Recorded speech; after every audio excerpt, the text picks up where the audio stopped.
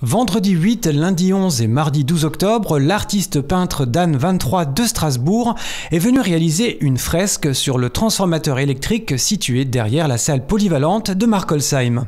On voulait embellir un endroit, mais en même temps on voulait que ce soit un endroit un petit peu le centre névralgique de Markolsheim, en ce sens où c'est un lieu de passage où passent à la fois les collégiens, les écoliers, beaucoup de monde, les gens qui vont à la salle des fêtes. Et puis dans un cadre un peu bucolique, avec à la fois les fleurs qui sont derrière nous, le petit cours d'eau, et puis embellir ce transformateur qui n'a, à vrai dire, pas grand-chose de beau.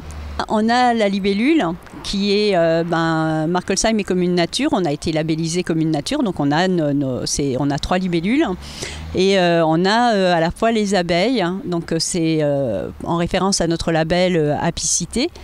Et donc du coup Dan 23 il s'est un petit peu imprégné de tout ça et puis il a réalisé cette très belle fresque.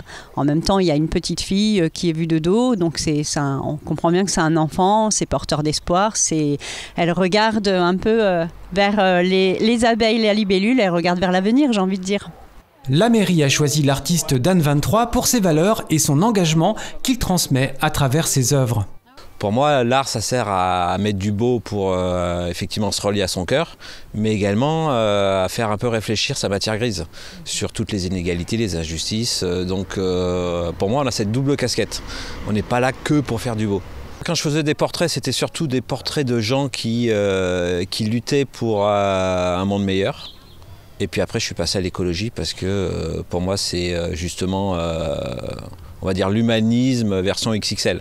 Si tu prends soin des animaux, comment tu peux pas prendre soin des réfugiés, du statut des femmes, etc. etc. quoi. On vit dans une société de compétition et l'écologie c'est la coopération. Parce que dans la nature, tout le monde coopère. Il n'y a pas de déchets, les grands arbres aident les petits arbres, les insectes pollinisent. Donc c'est vraiment un précepte qui est totalement différent. Donc c'est un peu ce message, arrêter d'être dans la compète, d'essayer d'avoir des bonnes notes, d'être le meilleur, de ne pas montrer ses émotions, etc. Voilà, moi je suis plutôt adepte du coopérons, parlons avec nos émotions, essayons de se rencontrer, voilà, c'est un peu mon message. La mairie a déboursé 3 500 € pour cette œuvre. L'artiste a eu carte blanche pour réaliser cette fresque.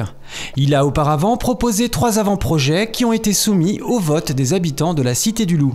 C'est un artiste qui a décidé de s'investir et d'investir la problématique écologique, environnementale, d'alerter. C'est un petit peu le lanceur d'alerte, mais en même temps c'est quelqu'un de très positif où il va être à l'écoute des autres, donner des solutions.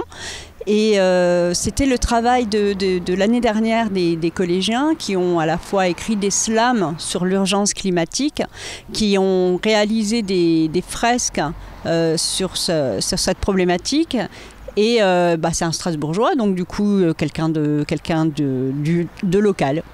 Cette fresque fait écho au projet de slam et de street art sur l'urgence climatique mis en place par des professeurs du collège Jean-Jacques Valls. La mairie a voulu soutenir ce projet en exposant les panneaux réalisés par les collégiens dans différents points stratégiques de la ville. Un QR code est d'ailleurs accessible pour découvrir les textes de slam écrits par les élèves.